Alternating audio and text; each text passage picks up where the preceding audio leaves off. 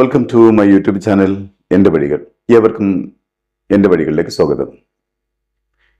ഇനിയും എൻ്റെ channel subscribe ചെയ്യാത്തവർ സബ്സ്ക്രൈബ് ചെയ്യുക. എൻ്റെ വീഡിയോ ഇഷ്ടമായാൽ ലൈക്ക് ചെയ്യുക. തുടർന്നും എൻ്റെ വീഡിയോകൾ ലഭിക്കുന്നതിന് വേണ്ടി ബെല്ലൈക്കൺ അമർത്തുക.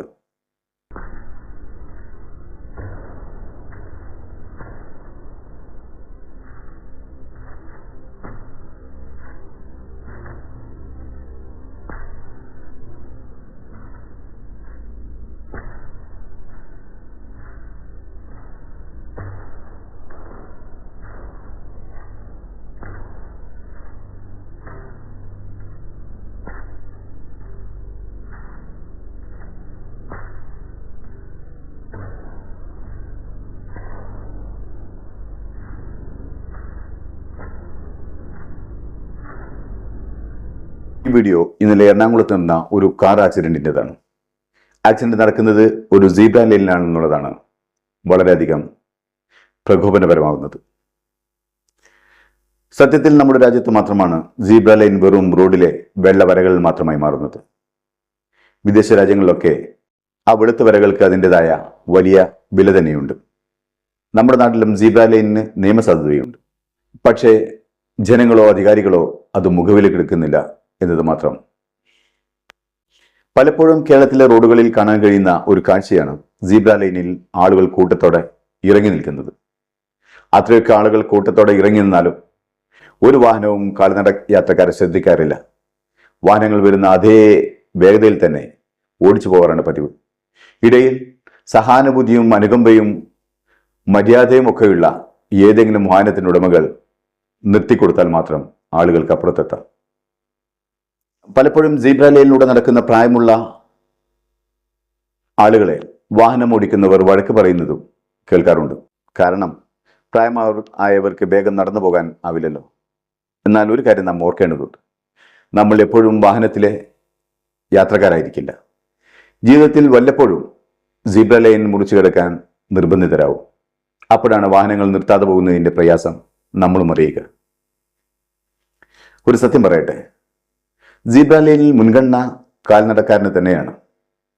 കാൽനട യാത്രക്കാരൻ സീബ്ര ലൈനിൽ കാൽ വെച്ചിട്ടുണ്ടെങ്കിൽ ആ യാത്രക്കാരൻ പോയതിനു ശേഷമേ വാഹനം സീബ്ര ലൈൻ ക്രോസ് ചെയ്യാൻ പാടുള്ളൂ.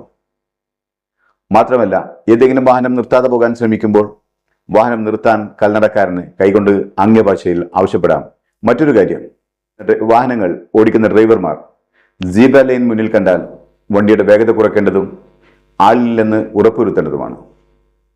നമ്മുടെ തിടുക്കം മറ്റുള്ളവരുടെ ജീവൻ നഷ്ടമാവുന്നതിന് കാരണമാവരുത്.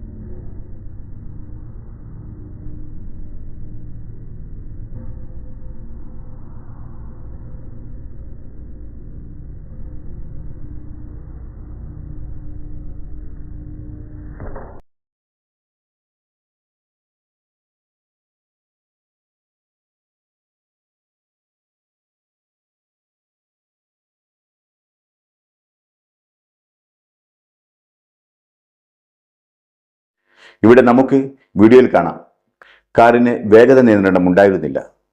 അതിലുപരി ഡ്രൈവർ ഹിറ്റ് ആൻഡ് ഡ്രൈവ് എന്ന വലിയ തെറ്റാണ് ചെയ്തത്.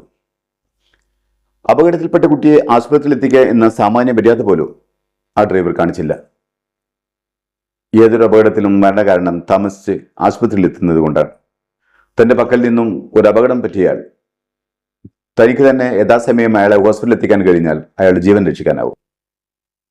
ആ ധാർമ്മിക ബോധവും നിയമാവബോധവും ഇല്ലാത്തവരാണ് വാഹനം ഓടിച്ച് ഇത്തരത്തിലുള്ള അപകടങ്ങൾ ഉണ്ടാക്കുന്നത്.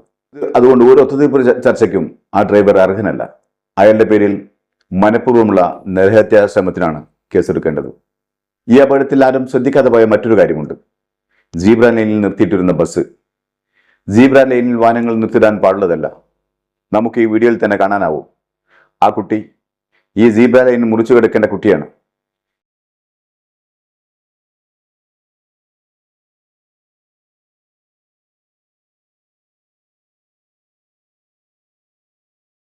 ബസ് സീബ്ര ലൈനിൽ നിർത്തിയിട്ടത് കൊണ്ടാണ് ആ കുട്ടിക്ക് സീബ്ര ലൈനിലേക്ക് ഓടിക്കയറി വരേണ്ടി വന്നത്.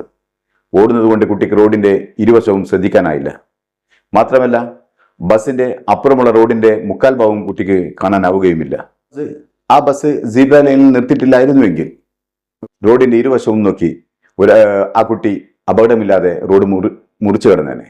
അതുകൊണ്ട് ആ കാർ ഡ്രൈവറെ പോലെ തന്നെ അപകടത്തിൽ മാന്യമായ പങ്ക്, തുല്യമായ പങ്ക് ബസ് ഡ്രൈവർക്കുമുണ്ട്. അയാളും ശിക്ഷിക്കപ്പെടേണ്ടതാണ്. വാർത്തയിൽ സീബ്ര ലൈനിലൂടെ നടന്നു പോകാൻ ശ്രമിക്കുന്ന വിദ്യാർത്ഥി എന്നാണ്. അത് തെറ്റായ പ്രയോഗമാണ്. കാരണം സീബ്ര ലൈനിലേക്ക് എത്താൻ ഓടി വന്ന വിദ്യാർത്ഥിക്കാണ് അപകടമുണ്ടായത്. അങ്ങനെ കുട്ടി ഓടി വരാനുള്ള പ്രധാന കാരണം സീബ്ര ലൈനിൽ ക്രോസ് ചെയ്തുകൊണ്ട് ഒരു ബസ് അവിടെ നിർത്തിയിട്ടതുകൊണ്ടാണ്.